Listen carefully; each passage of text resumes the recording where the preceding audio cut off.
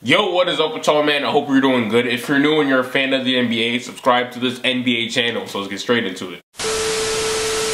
So today I'm here talking about the best choice for Paul George this offseason. So this offseason, we all know Paul George is the free agent. And he's 27 years old now, and he's in his prime. From this point on in Paul George's career, I want to see nothing but W's and championships. And in order to get to those W's and championships, you gotta go through that four-headed monster in Golden State. And there's only a few amount of teams in the NBA that actually have a slight chance of beating the Warriors. And also have cap space or willing to create cap space in order to acquire Paul George. You got the Rockets, the Cavs. Don't forget the Lakers!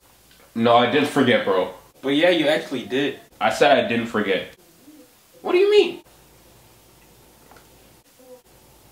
Just leave! But trust me, dude, he's coming. Just leave!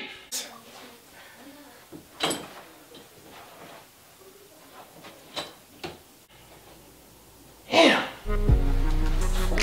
Every time I make a video about Paul George, I always gotta mention the Lakers. I don't want to do that, but I guess I have to.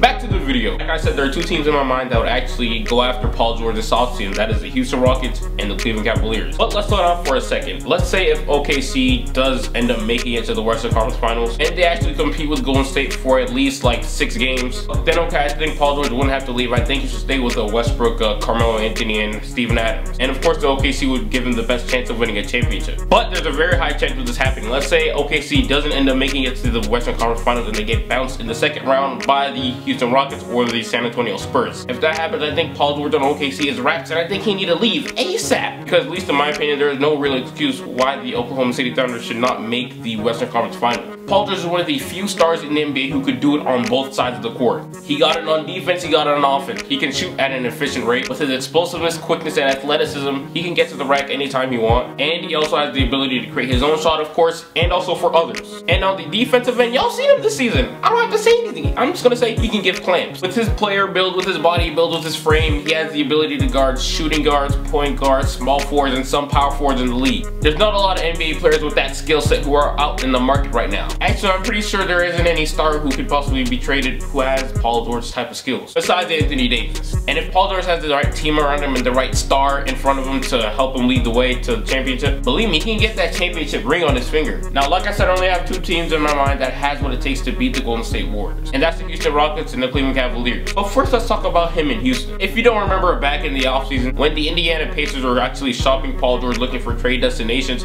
the Houston Rockets were actually trying to go for him. Man, if that actually happened, he would be the perfect fit right next to James Harden and CP3. The Rockets could do serious damage with Paul George a part of that roster running the D'Antoni system. But the only thing that prevented that from happening was that Ryan Anderson contract. $20 million a year? Yeah, that's gonna be tough to get rid of. So that's what's holding Houston back. But if they can get rid of that Ryan Anderson contract, watch out. Now let's go ahead and talk about the Cleveland Cavaliers. Now this is my personal favorite because I feel like Paul George and LeBron James, their games complement each other so well. If LeBron James decided to stay with the Cavs, the GM, LeBron James, and also whoever the assistant GM is, Kobe Altman, he's gonna have to work out some trades to trade away J.R. Smith and Tristan Thompson. And they might even want to trade Kevin Love. And if they do let go of Kevin Love, J.R. Smith, and Tristan Thompson potentially, then I think they should go ahead and go after players who are better matchups against the Golden State Warriors. Players who can play defense, coach! And the first player that they should go after who would match up perfectly against the Golden State Warriors is Paul George. That's where it all starts. And if they did that, depending on how good the pieces surrounding them are, they could actually go toe-to-toe with the Golden State. But I don't know, man. That's just my opinion. If I'm Paul George and if OKC disappoints this season, only if they disappoint this season, if they don't even make it to the